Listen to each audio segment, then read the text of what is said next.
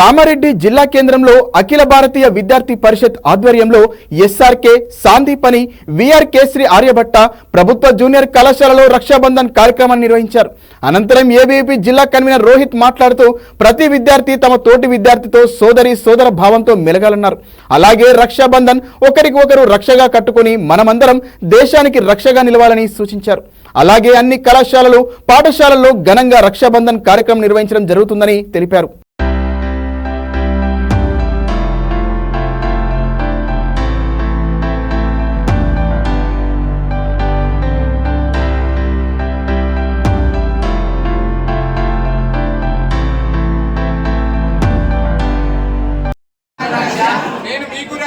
నేను మీకు రక్ష మనందరం ఈ దేశానికి రక్ష